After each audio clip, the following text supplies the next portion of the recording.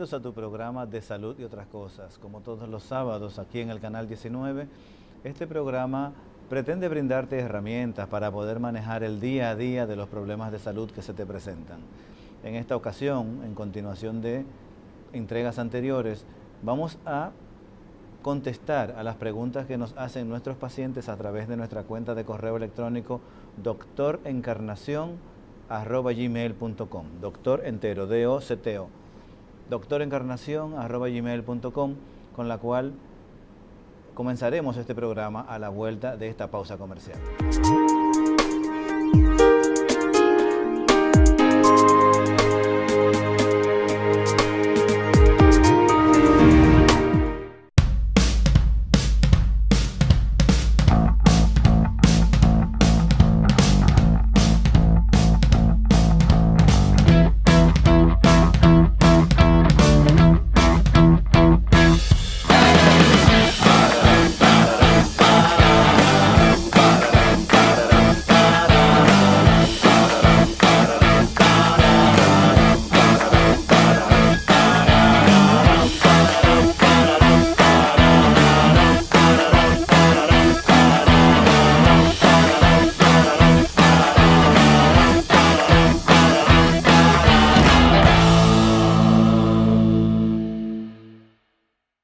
Al Hospital General de la Plaza de la Salud es como si llegaras a tu hogar.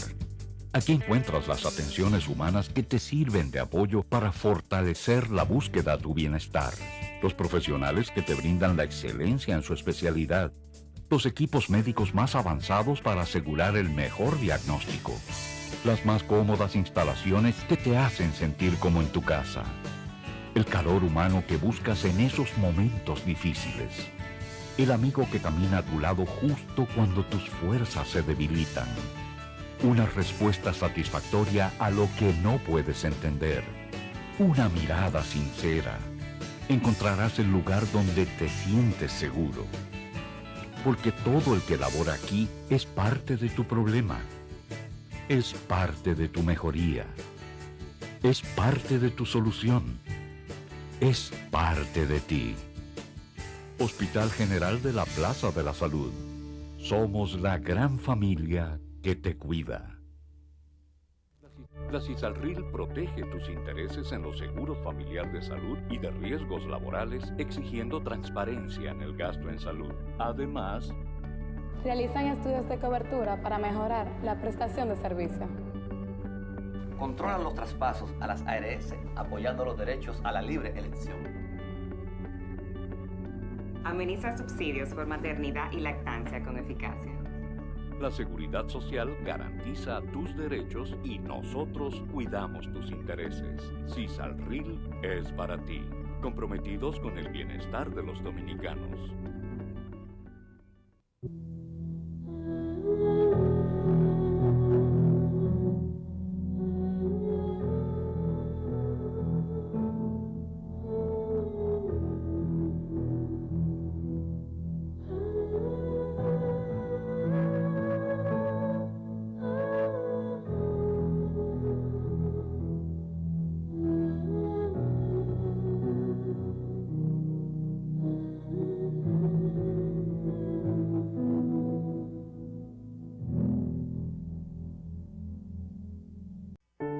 Todos ellos sufren la pena de haber perdido a un hijo, un esposo, un padre o un compañero de trabajo. Los accidentes de trabajo pueden evitarse. El empleador debe aplicar las medidas de prevención y el trabajador siempre usar sus equipos de protección personal. Prevé, protégete, reporta. Administradora de Riesgos Laborales, para que trabajes sin preocupaciones.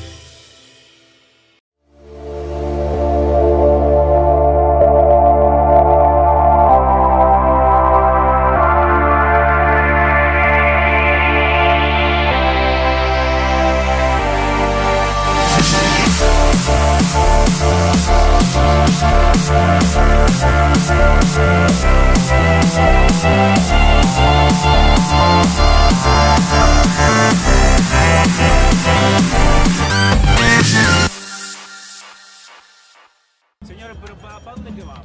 Bueno, que lo defienda. En el sur, este es tu país, solo espera no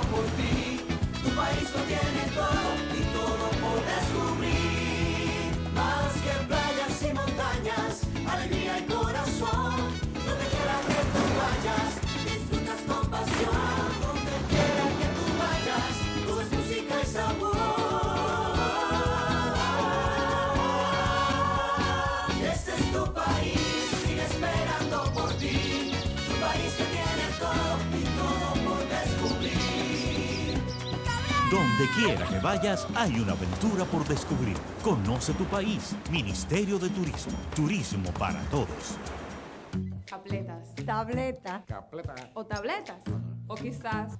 Tableta. Capletas. Señores. It's capleta. Tableta. No es lo mismo. Tableta, mis hijos. Capleta. Tableta. O tabletas. Puede ser. Tableta. Es tableta. No importa cómo le digas. Broncochen antigripal. Ahora en pastillas. Digo, Capleta.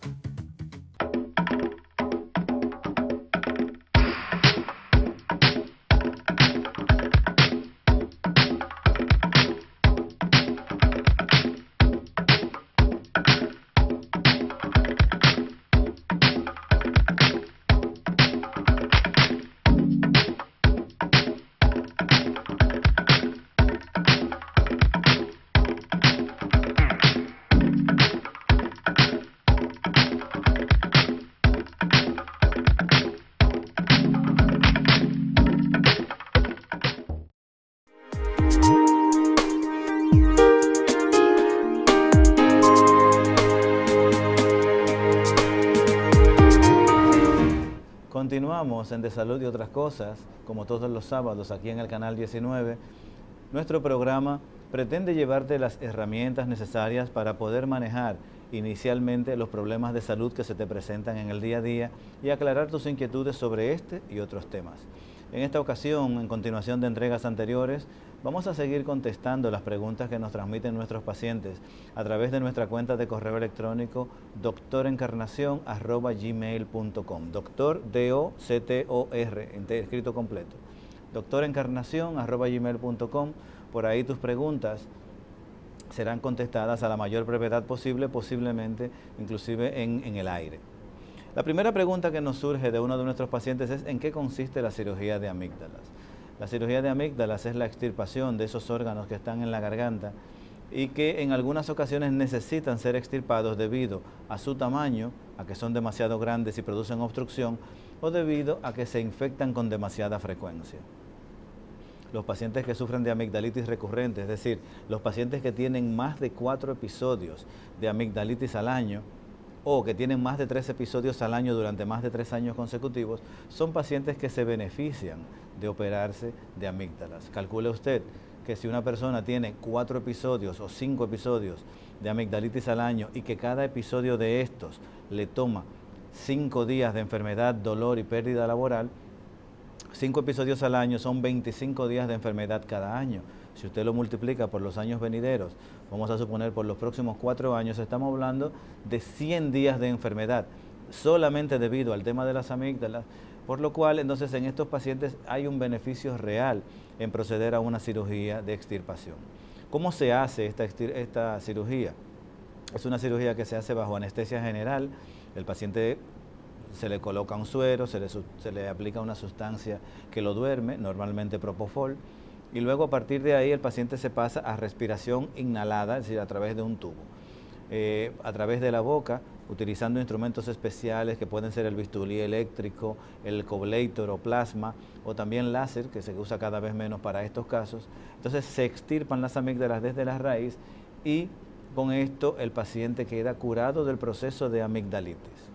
Es bueno aclarar que las amígdalas son solamente una parte de la garganta y que por lo tanto cuando el paciente se opera de amígdalas no significa que nunca más va a sufrir de la garganta. Él no va a sufrir de las amígdalas porque ya no las va a tener.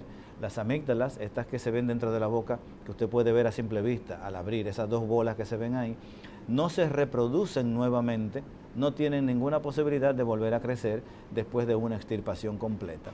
A diferencia de lo que sucede con las adenoides, que las adenoides sí pueden recrecer, como lo hacen en alrededor de un 3 a un 5% de los pacientes, llevando en muchos casos de estos a la necesidad de una nueva intervención.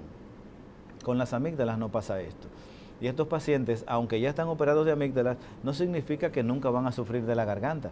Recuerden que lo que se le quita es las amígdalas, no la garganta. Por lo tanto, entre los procesos virales, entre los procesos infecciosos, puede presentarse una nueva infección que se presente como dolor. Estos pacientes, en casos de adultos, normalmente se pueden dar de alta el mismo día si la cirugía no es muy traumática o no es sangrante o si el paciente no tiene ninguna condición especial de riesgo. como sucede en los pacientes que tienen trastornos de la coagulación, en los pacientes diabéticos o en los pacientes que tienen otro tipo de enfermedades que ponen en riesgo su salud. Otra de las preguntas que nos hace otro de nuestros pacientes se refiere, cambiando de tema radicalmente, a la epistaxis. La epistaxis es la salida de sangre por la nariz. En ningún caso la salida de sangre por la nariz es normal. Una persona que tiene salida de sangre por la nariz es porque algo sucede. Entonces hay varias cosas que tenemos que investigar y la primera de ellas es mirar la nariz. Los pacientes que tienen sangrado por la nariz, lo primero que pueden tener es una herida en la mucosa de la nariz. La nariz es una de las zonas más irrigadas del cuerpo humano. En esta zona confluyen los sistemas de la arteria carótida externa, que es la arteria que le da la sangre a toda la cara, y el sistema de la carótida interna, que es la arteria derivada de la carótida, que le da la sangre a todo el encéfalo, es decir, al cerebro, al cerebelo y a todos los órganos dentro del cráneo. Esas dos arterias mandan ramas que en la nariz se entrecruzan, formando una de las zonas más vascularizadas del cuerpo humano, por lo cual es muy frecuente el sangrado. Se dice que este es el segundo lugar más sangrante del cuerpo humano, solamente superado por el cuello del útero. Y al mismo tiempo también es una zona que es muy sangrante, pero también está muy al alcance del exterior. Por lo tanto, es muy pasible de ser lastimada con los dedos, principalmente en el caso de los niños. Las personas que tienen la tendencia de limpiarse la nariz utilizando hisopos u otro tipo de instrumentos, pueden producir pequeñas heridas en esa zona que luego se hacen crónicas. ¿Cómo es esto? Una persona se hace una pequeña herida en la nariz y eso produce un pequeño sangrado. Ese sangrado va a producir una costra. Luego esa costra le produce cierta molestia, entonces la persona tiene la tendencia a tratar de retirársela, con lo cual entonces la herida se hace un poquito más grande y cada vez un poquito más grande. Y hay personas que llegan a tener hasta úlceras dentro de la nariz por el hecho de introducirse los dedos. Entonces, en estos casos se puede visualizar la lesión de una manera bastante sencilla, solamente utilizando un rinoscopio y una luz especial, y si está al alcance, se puede corregir en el consultorio. En muchos casos, inclusive, ni siquiera es necesario un procedimiento quirúrgico, sino que con la aplicación de nitrato de plata o con un punto de cauterio se logra controlar el sangrado. Cuando uno revisa la nariz y ya no ve el sangrado en este punto, entonces hay que mirar más adentro. Hay que mirar las demás estructuras de la nariz que no son el tabique, por ejemplo, los cornetes, que son esas bolas que uno se ve dentro de la nariz cuando levanta la cabeza, que si tienen cualquier herida también pueden sangrar mucho. Los cornetes son órganos eréctiles, es decir, son masas de carne llenas de vasos sanguíneos que se inflan cuando la temperatura baja, porque su función principal es la de calentar y humidificar el aire que uno respira, de tal modo que este aire llegue a los pulmones con la temperatura adecuada y con el nivel de humedad adecuado para que la vía respiratoria funcione adecuadamente. Las personas que no tienen cornetes o que tienen cualquier enfermedad que los destruye, van a tener siempre problemas respiratorios porque no van a poder tener esa función humidificadora. Lo mismo les pasa, por ejemplo, ustedes pueden haberlo sentido, cuando se les tapa la nariz y tienen que respirar por la boca. La boca y la garganta se resecan increíblemente y esto produce molestias. La vía respiratoria necesita humedad, necesita moco para poder funcionar. Entonces, estas estructuras, si se tocan, pueden sangrar bastante. En estos casos hay que entonces realizar una endoscopía, que es mirar con una cámara dentro de la nariz para poder identificar el punto exacto de donde se está produciendo el sangrado, saber si es algo que se puede resolver en el consultorio o si es algo que por el contrario va a tener que ir a quirófano para ser resuelto. En otras ocasiones estos sangrados pueden provenir de tumores. Existe un tipo de tumor que es un tumor benigno, que no es un cáncer, pero que es un tumor bastante agresivo, que se llama angiofibroma. Es un tumor hecho de vasos sanguíneos y además de un tejido duro y puede crecer bastante antes de que el paciente se dé cuenta. Como la nariz en la parte de atrás es una zona hueca, el paciente puede tener un crecimiento extraordinario de este tumor sin que se sienta absolutamente ningún síntoma. Muchas veces ese sangrado por la nariz es el primer síntoma de una patología. También existen tumores malignos como el adenocarcinoma, el cáncer, el linfoma pueden salir en esta zona y su primer síntoma es un sangrado por la nariz. Pero también existen causas que están fuera de la nariz, lo que llamamos causas extranasales, y son enfermedades sistémicas.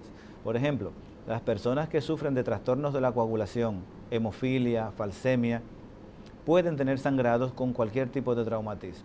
Pero también si la persona tiene hipertensión, la alta presión de la sangre en las arterias puede producir la ruptura de pequeños vasos capilares que se manifieste también como hipertensión. En casos de enfermedades de la sangre, como la leucemia, también se pueden producir ese tipo de sangrado. Por lo tanto, una persona que tiene un sangrado por la nariz, que se repite con frecuencia, no porque le sangre una sola vez, pero si se repite con frecuencia o si es muy abundante la cantidad, es bueno hacerse ver por un médico otorrinolaringólogo para que determine qué es lo que está pasando. Estas epistaxis son muy frecuentes en niños. Existen muchos niños que al amanecer la madre encuentra una mancha de sangre en la almohada, en algunos casos una mancha de sangre considerable. Esta epistaxis es una epistaxis benigna, es un proceso que en la mayoría de los casos no amerita una intervención y que se controla con medidas locales. Una enfermedad que no les mencioné, que también puede producir sangrado y es muy importante, es la sinusitis o la rinosinusitis. Los pacientes que tienen una inflamación de la nariz porque tienen rinitis alérgica y que tienen por tanto una inflamación de todas las estructuras de los senos paranasales, debido a esta inflamación tienen vasos capilares que se pueden romper con más facilidad, produciéndose también un sangrado, lo cual es de tener en cuenta. Los pacientes que se suenan la nariz con demasiada fuerza o que estornudan por la nariz con mucha violencia pueden también romper de estos vasos sanguíneos y que se produzca un sangrado. Otra madre nos pregunta, volviendo otra vez para atrás, ¿es necesario operar a mi hijo? La indicación que le llevamos para decir cuándo debemos operar es una indicación que varía con cada médico, pero existen protocolos internacionales y existen también normas de conducta médica que ayudan a decidir cuándo un paciente es mejor operarlo que dejarlo sin operar. Y les decíamos que cuando los pacientes tienen más de 3 episodios de amigdalitis al año, durante 3 años o más, o que tienen más de 4 episodios al año, durante 2 años o más, o que tienen más de 7 episodios al año en un solo año, son pacientes que se benefician de operarse de las amígdalas. Existe también el caso de las adenoides, en el que, recuerden que las adenoides son una masa de carne que está detrás de la nariz, que cuando son hipertróficos, es decir, cuando alcanzan un tamaño muy grande, producen obstrucción de la respiración y obligan al paciente a respirar por la boca.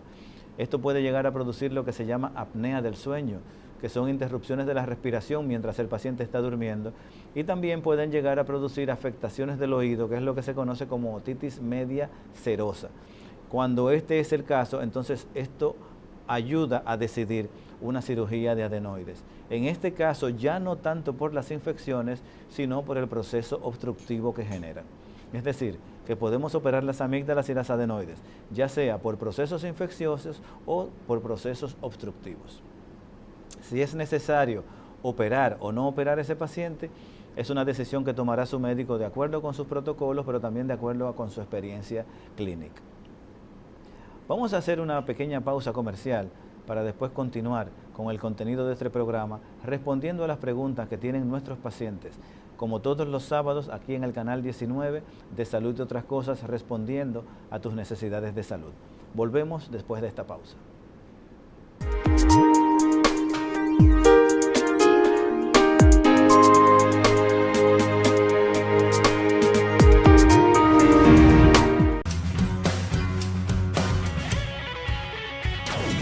Un día estaba en casa, me llama una chica, me preguntaron que si había algo que quería hacer por primera vez. Dije de lo del rayo moto.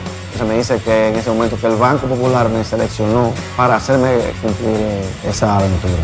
Nos reunimos en la oficina y te planificó la ruta. Salimos alrededor de las 7 y algo de la mañana. Y yo de verdad debo confesar que estaba bastante nervioso. Me vive algo como una adrenalina que le llega a uno al cuerpo. Para ser la primera vez ha sido una experiencia fantástica. Espero tener esta experiencia muy pronto de nuevo con los muchachos. Quiero agradecer de manera muy especial al Banco Popular Dominicano. Así que un abrazo para todos y muchas gracias. Al Hospital General de la Plaza de la Salud es como si llegaras a tu hogar. Aquí encuentras las atenciones humanas que te sirven de apoyo para fortalecer la búsqueda de tu bienestar.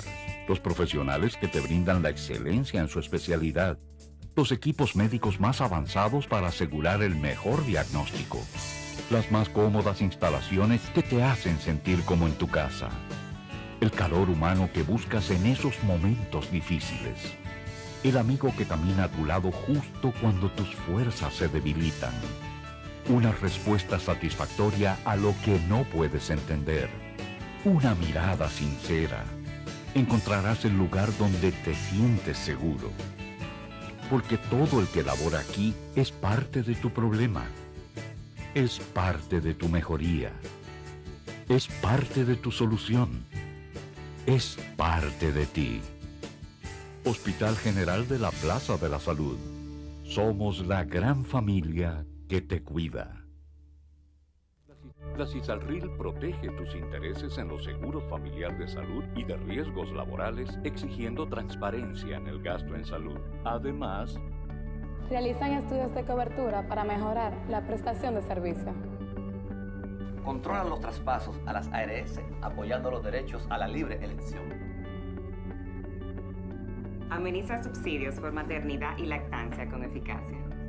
la Seguridad Social garantiza tus derechos y nosotros cuidamos tus intereses. CISALRIL es para ti, comprometidos con el bienestar de los dominicanos.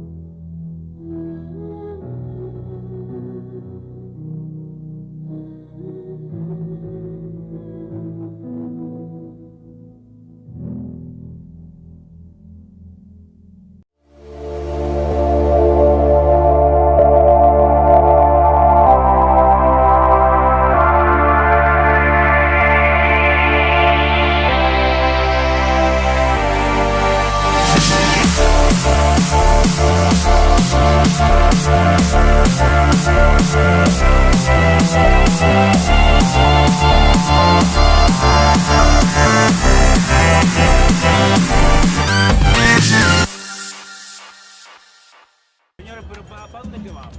Bueno, que lo defienda. En el sur, este es tu país, solo esperando por ti. Tu país lo tiene todo y todo por descubrir. Más que playas y montañas, alegría y corazón. Donde quiera que tú vayas, disfrutas con pasión. Donde quiera que tú vayas, todo es música y sabor. Este es tu país, sigue esperando por ti. Tu país que tiene todo y todo por descubrir. Donde quiera que vayas, hay una aventura por descubrir. Conoce tu país. Ministerio de Turismo. Turismo para todos. Capletas. Tableta. Capleta. O tabletas. O quizás. Tableta. Capletas. Señores. It's capleta. Tableta. No es lo mismo. Tableta, mis hijos. Capleta. Tableta. O tabletas. Puede ser. Tableta. Es tableta. No importa cómo le digas. Broncochen antigripal. Ahora en pastillas. Digo, Capleta.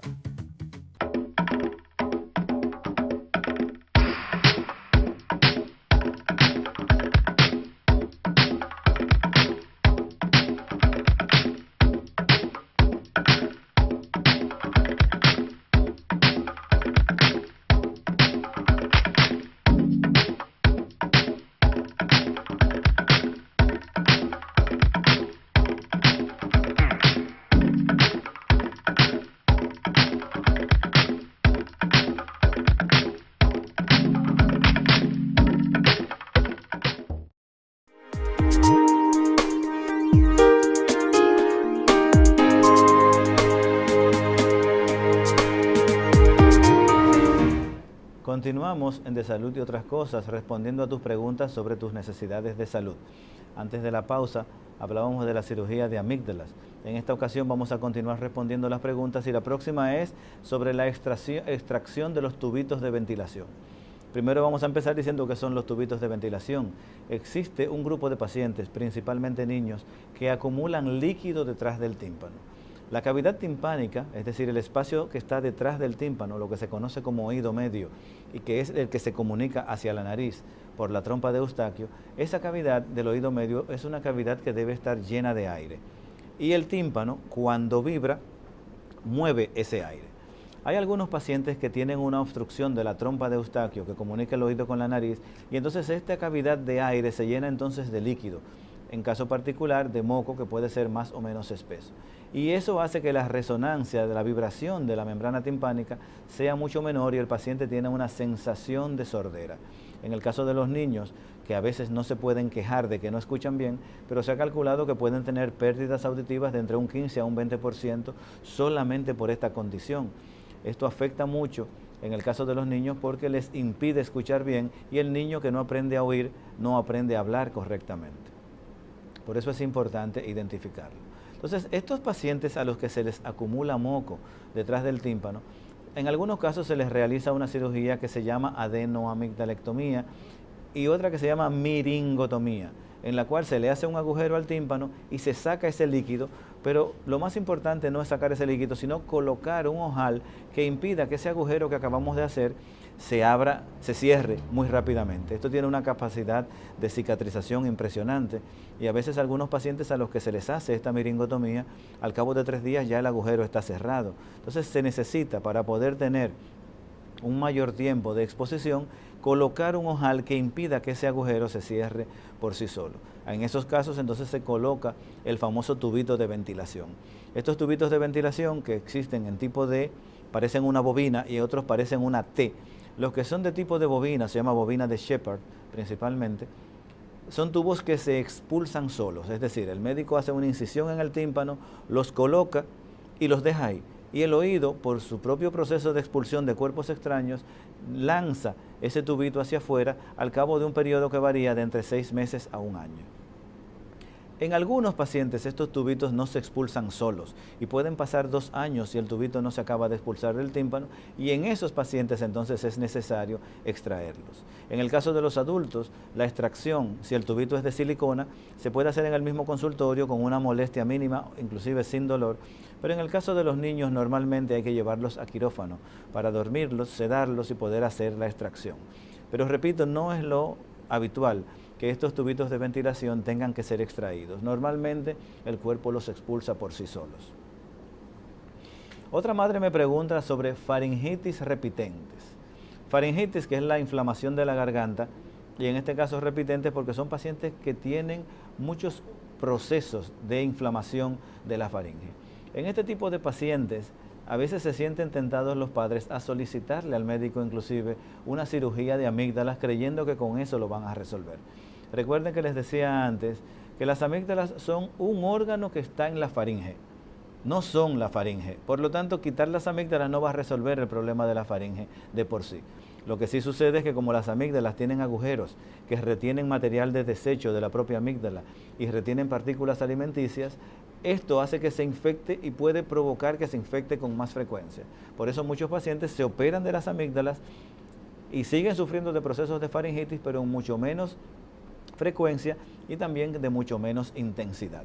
Sin embargo, hay otros pacientes que sin tener infección tienen siempre molestias de la garganta. Y estos pacientes son el dolor de cabeza de los otorrinos porque muchas veces no se encuentra un agente causal. A estos pacientes hay que realizarles un cultivo para saber si hay bacterias que estén provocando esas inflamaciones. Hay que hacer pruebas de alergia, pruebas de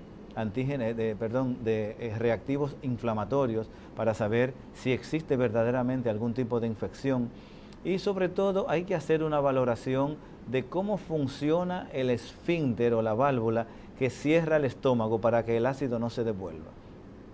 Muchos pacientes consultan por dolores de garganta que no provienen directamente de la garganta, sino que son el fruto del reflujo de ácido que sube desde el estómago por el esófago, ya que el esófago tiene una resistencia 100 veces mayor que la resistencia que tiene la garganta para manejar el ácido.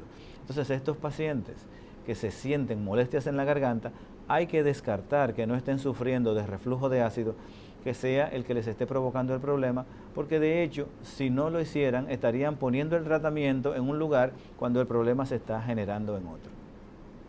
Entonces, estos pacientes que tienen faringitis también tienen que ser sometidos a pruebas de alergia inhalada y alergia también en sangre, en alimentos, que también puede provocar inflamación que provoque molestias. Y muchos de ellos también hay que revisar el ambiente laboral en el que se desempeñan, porque dependiendo de a qué se dediquen pueden estar expuestos a sustancias químicas. Inmediatamente decimos sustancias químicas, pensamos en las fábricas y en las industrias, pero también recuerden que los salones de belleza utilizan muchísimos químicos en un ambiente pequeño, cerrado, normalmente sin ventilación. Y este tipo de personas, por ejemplo los pintores, los ebanistas, están expuestos a partículas y a olores de sustancias químicas sin ningún tipo de protección. Esto también puede generar problemas de garganta. Una madre nos consulta sobre ganglios inflamados, pero en un paciente que no se siente molestias. Cuando hay inflamación, normalmente hay dolor.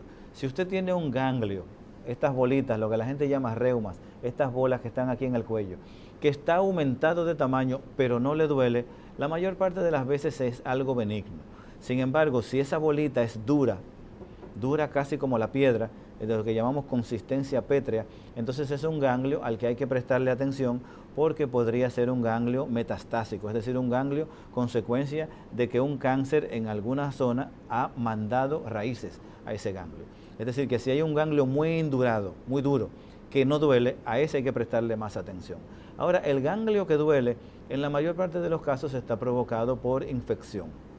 Los ganglios del cuello, que son numerosos, son más de 300 ganglios dispersos en toda esta zona, filtran la linfa de la zona de influencia que cubre cada uno. Y si hay una infección en cualquiera de ellos, ellos pueden detectar la presencia de un virus y una bacteria, lo captan y en el momento de destruirlo se produce inflamación. Es decir, que estos son centinelas de infección en la zona. Por lo tanto, cuando un paciente tiene ganglios inflamados en la zona del cuello, hay que tratar de buscar una causa, que puede ser desde una simple espinilla hasta una infección más importante. Hay otros pacientes que sin tener nada en el cuello tienen ganglios inflamados y son los pacientes que sufren de linfoma, que es un cáncer de la sangre. Es también una de las causas de que se inflamen los ganglios y por esto es que es tan importante analizar estos ganglios, hacer análisis de sangre, evaluar por un cirujano de cabeza y cuello, por un otorrino, por un maxilofacial, por un hematólogo, para tratar de determinar si estos ganglios son ganglios benignos o no. El médico les va a pedir diferentes tipos de estudios, análisis de sangre, análisis de pruebas inflamatorias, tomografía de cuello, en cuyo caso normalmente se les va a pedir con inyección de medio de contraste, en otros casos se les van a pedir resonancias magnéticas, pero quizás el estudio principal y el primero para empezar toda esta cadena de estudios que se necesitan para hacer el diagnóstico es la sonografía del cuello, que es un estudio no invasivo, económico, rápido y además muy certero para determinar la existencia de ganglios que pudieran ser sospechosos.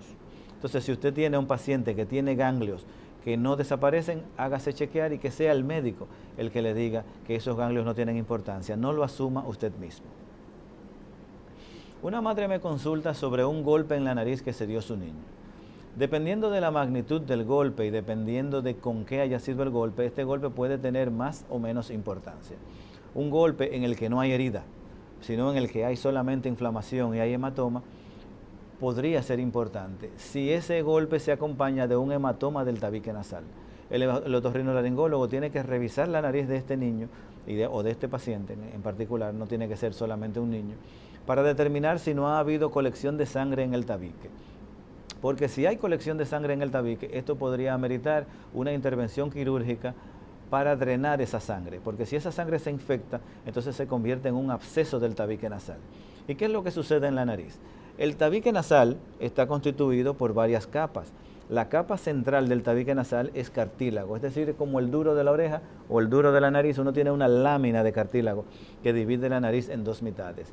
Ese cartílago se alimenta por una capa que lo cubre que se llama pericondrio. El cartílago en sí mismo no tiene vasos sanguíneos ni tiene forma de sobrevivir. La alimentación para él sobrevivir le llega a través de esa capa que lo cubre, que es tan fina como una capa de pintura. Ese pericondrio es el que le lleva la sangre al cartílago. Si hay un hematoma que va por debajo de ese pericondrio, el pericondrio se despega del cartílago. Y al despegarse del cartílago, entonces ya esa parte del cartílago no recibe irrigación sanguínea y por lo tanto muere. produciéndose una necrosis del cartílago. El tejido muerto genera infección y esta infección de la nariz puede llegar inclusive a deformar la nariz o a producir infecciones de una mayor magnitud. Por lo tanto, un golpe en la nariz hay que hacerlo mirar para saber si no tiene una mayor importancia. También, si este golpe en la nariz ha producido el desplazamiento de los huesos de la nariz, entonces se puede producir una deformidad que altere la respiración del paciente.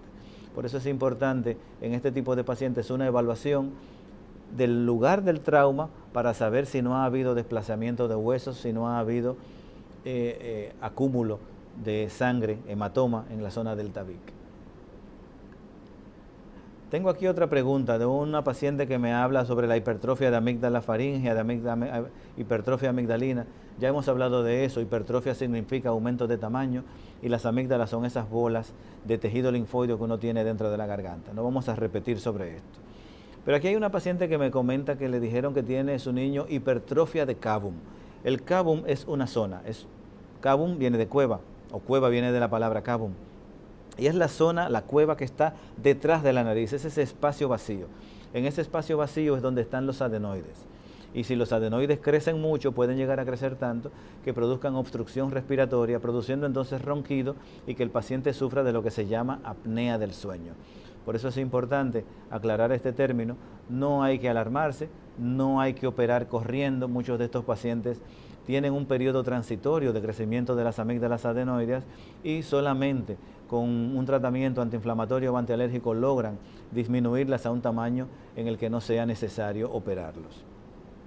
Nos dice producción que tenemos una pausa comercial que hacer en este momento, por lo cual les invitamos a continuar con De Salud y otras cosas a la vuelta de esta pausa comercial. No se vayan.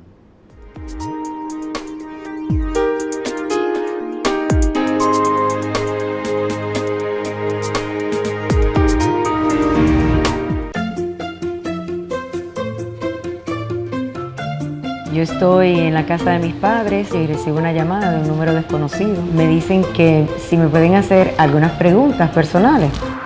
Me encantaría ir tal vez a una ópera o algo. Querían acompañarme a la ópera La Traviata en Nueva York. Gracias al Banco Popular. Pues me fueron a recoger a mi casa, me trataban todo el tiempo como una reina, fue un vuelo muy agradable. Llegó el sábado y bueno, ya me hicieron el maquillaje, me puse mi vestido y llegó el momento de ir a la ópera. Una noche muy, muy bonita. Nunca había visto una ópera por completo y mucho menos en Nueva York. ¿Qué más se puede pedir? Al Hospital General de la Plaza de la Salud es como si llegaras a tu hogar. Aquí encuentras las atenciones humanas que te sirven de apoyo para fortalecer la búsqueda a tu bienestar. Los profesionales que te brindan la excelencia en su especialidad.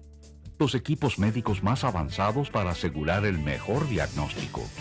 Las más cómodas instalaciones que te hacen sentir como en tu casa. El calor humano que buscas en esos momentos difíciles. El amigo que camina a tu lado justo cuando tus fuerzas se debilitan.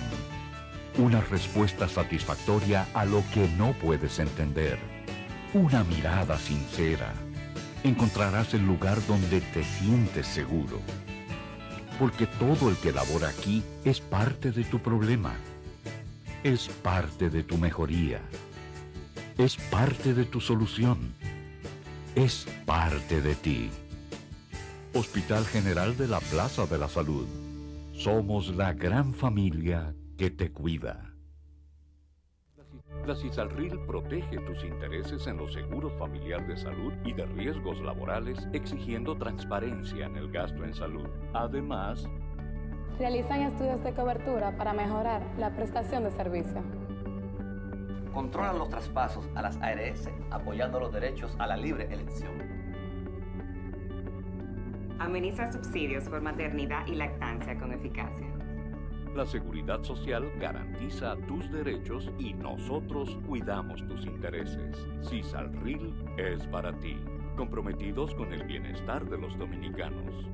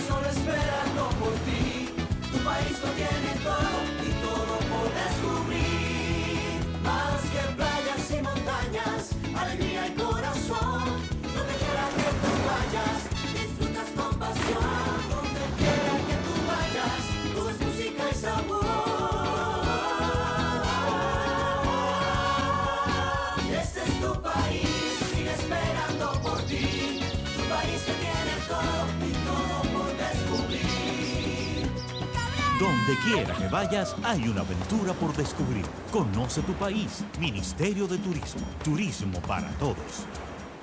Capletas. Tableta. Capleta. O tabletas. O quizás. Tableta. Capletas. Señores. It's capleta. Tableta. No es lo mismo. Tableta, mis hijos. Capleta. Tableta. O tabletas. Puede ser. Tableta. Es tableta. No importa cómo le digas. Broncochen antigripal. Ahora en pastillas. Digo, Capleta.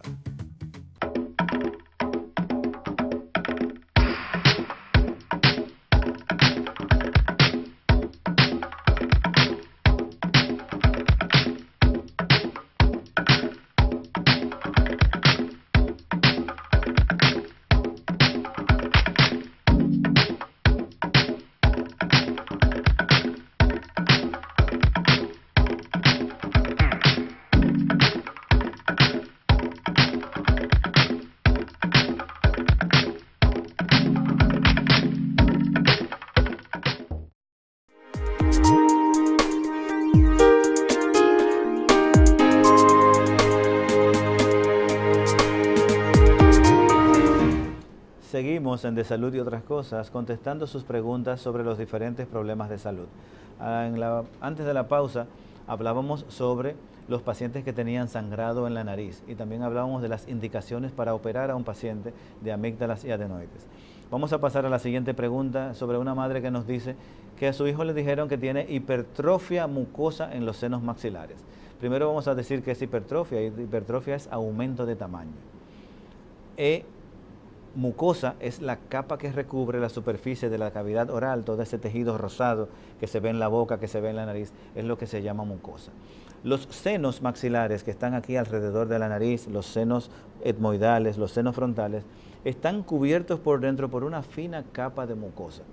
Y cuando esa capa se inflama por la presencia de alergia o infección, entonces el radiólogo cuando le hace una tomografía lo ve como inflamación y lo cataloga como sinusitis o rinosinusitis, que es el término más correcto, porque normalmente la nariz no se inflama sola, sino que se inflama la nariz y los senos paranasales. Por eso hablamos de rinosinusitis. Cuando en una tomografía vemos engrosamiento de los senos paranasales, entonces hablamos de sinusitis. Pero no significa el hecho de que encontremos ese engrosamiento que es un paciente en el que tenemos que poner un tratamiento antibiótico. Muchas de estas rinosinusitis son de carácter inflamatorio, principalmente de carácter alérgico, y no ameritan un tratamiento antibiótico. La rinosinusitis es la primera causa de prescripción inadecuada de antibióticos. Las personas desde que se sienten cualquier molestia o desde que en un momento le diagnosticaron con sinusitis, ya quieren desde que se sienten cualquier cosa, inmediatamente ir a tomarse un antibiótico, lo cual no es un manejo correcto. ¿Por qué? Porque a la base de hacerlo repetidamente, desarrollan lo que se llama selección. Se toman el antibiótico y el antibiótico mata las bacterias para las que ese antibiótico es correcto. Pero las bacterias que son resistentes se quedan porque ese antibiótico que usted se está tomando sin receta no las mata. Entonces usted está haciendo una selección en donde está dejando solamente las bacterias más resistentes, las bacterias más fuertes, para que sean las que viven en su organismo. Y es por esto que en los pacientes que sufren de rinosinusitis, cuando usan tratamientos empíricos, sin necesidad, cuando usan antibióticos empíricos sin necesidad, entonces desarrollan infecciones por bacterias que no se matan con los antibióticos corrientes. Por esto es importante manejar adecuadamente la prescripción de antibióticos. Estos pacientes que se les hace una tomografía y les sale que tienen sinusitis, en la mayor parte de los casos el manejo va a ser con tratamiento antiinflamatorio a base de sprays nasales antiinflamatorios o a base de medicamentos antialérgicos. Otra madre nos habla y nos pide que les demos información sobre la hipoacusia unilateral. Hipoacusia unilateral, que es hipoacusia significa oír menos. Hipo viene de menos. Acusia de oír. Entonces, estos pacientes que tienen un nivel de audición disminuido de un solo lado, hay que averiguar las causas, lógicamente. Y existen varias causas. La primera de ellas es un tapón de cerumen. Inmediatamente las personas piensan que si se están quedando sordas de un solo lado es porque tienen un tumor y se van a lo más difícil. Lo primero que hay que mirar el oído y observar, en el caso de los niños, que no exista un cuerpo extraño. Los niños tienen mucha tendencia a meterse cosas, ahora que viene la Navidad, que vienen los Reyes, es importante que los padres tengan pendiente que los objetos, los juguetes que tienen partículas pequeñas no son seguros en manos de los niños, y que si un niño se queja, ya sea de molestias o de que no oye bien de un lado, lo primero que hay que hacer es mirar que no se haya introducido un cuerpo extraño. Lo segundo que hay que mirar es que no haya un tapón de cerumen. La cera, esa sustancia amarillenta que la gente se encuentra tan desagradable, tiene el potencial de acumularse dentro del oído y poder llegar a producir verdaderos tapones que impiden la transmisión adecuada del sonido y por tanto hacen que el paciente no escuche adecuadamente. Estos tapones de cerumen se manejan aplicándoles un medicamento que los disuelva y luego realizando un lavado de oído. En el caso de los adultos se pueden extraer completos utilizando un ganchito que se introduce hasta detrás del tapón y luego uno lo ala. Poco a poco se pueden utilizar aspiradores para sacarlos. En otros casos se utilizan sustancias que los disuelvan y se hace un lavado. Lo único que los lavados tratamos de no hacerlos muy frecuentemente porque en muchos casos producen mareo y también el lavado tiene el riesgo de producir una lesión de la membrana timpánica o una infección del oído por humedad. Pero eso es lo que sucede cuando hay hipoacusia unilateral. Luego de que pasamos del oído externo, entonces vamos al oído medio, tenemos que ver si el tímpano está íntegro, es decir, si no está roto.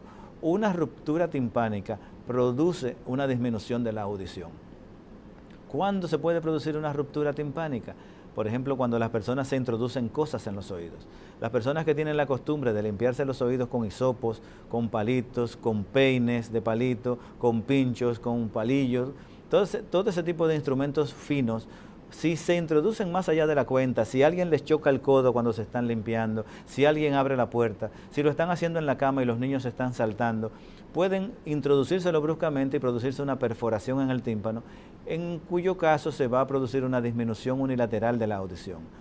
Si la perforación tiene la mala suerte de que coincide con el sitio en donde están los huesecillos que transmiten el sonido, entonces se puede producir una dislocación de estos huesecillos que va a producir una alteración en la transmisión del sonido hacia el oído medio y la persona se va a sentir sorda de ese lado. Una vez hemos visto que este tímpano es un tímpano íntegro, es decir, que está entero, vamos a tratar de observar qué hay detrás de él. Detrás del tímpano siempre debe haber aire. Pero si observamos que este tímpano es opaco, que eso lo puede hacer el otorrino o el médico pediatra con su otoscopio, si observamos que está opaco, podríamos pensar que detrás del tímpano hay líquido. Entonces, si hay líquido, entonces hablamos de otitis serosa y en algunos casos hay pus, como sucede en las infecciones que se llaman otitis media. Esto puede producir sordera de un solo lado. Si una vez hecho este examen tampoco detectamos nada, entonces ya sospechamos que hay un trastorno neurológico del nervio del oído y se manda a hacer un estudio que se llama audiometría, en el cual vamos a medir cuánto está escuchando ese oído. Mandamos a hacer también otro estudio que se llama impedanciometría o timpanometría, con el cual vamos a medir cuál es la presión de aire detrás del tímpano para poder saber si existe alguna alteración del funcionamiento amortiguador que tiene la trompa de Eustaquio, que es el conducto que comunica el oído con la nariz. Todas estas son causas que pueden llevar a tener sordera de un solo lado. Una vez hecho esto, si sospechamos que esa sordera tiene características de un tumor, entonces mandamos a hacer tomografías e incluso resonancias magnéticas para tratar de identificar un tumor muy raro, pero que también puede suceder, que es el neurinoma del acústico, en el cual un pequeño tumorcito va creciendo lentamente y va comprimiendo el nervio auditivo y la persona pierde la audición de ese solo lado. Es decir, si una persona tiene sordera de un solo lado, hay que mirar ese oído, hay que examinarlo para ver lo que pasa.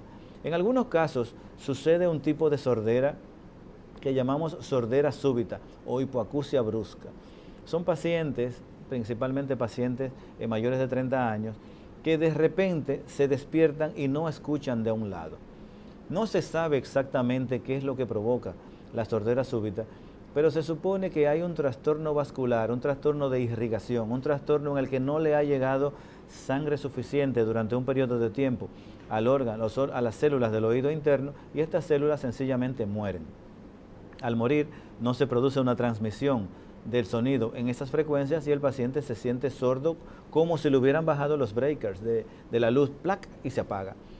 De estar bien a estar completamente sordo. En muchos de estos casos, el paciente, la sordera, se puede manejar y se puede recuperar si se le pone tratamiento en las primeras 24 horas.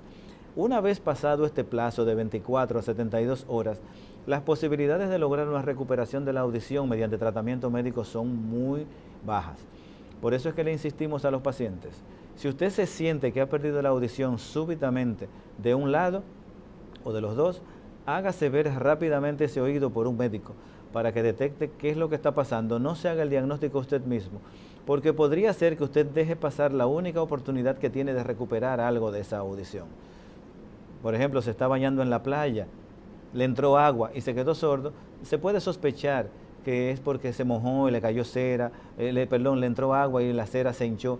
En ese caso está bastante claro, pero si usted se acuesta y no oye bien al levantarse, o si usted de repente siente un zumbido y se queda sin oír, hágase ver por un médico otorrinolaringólogo para que determine la causa exacta y se ponga el tratamiento correcto a tiempo. Con esto concluimos las preguntas que hemos tenido durante esta semana aquí en su programa de salud y otras cosas, y les invitamos a escribirnos a nuestro correo electrónico doctorencarnacion@gmail.com para seguir respondiendo a estas y otras preguntas sobre los temas de la otorrinolaringología que usted pueda tener alguna duda. Nos manifestamos a sus órdenes y les invitamos, como todos los sábados, aquí a las 12 del día en el canal 19 de Cinevisión. Hasta la próxima.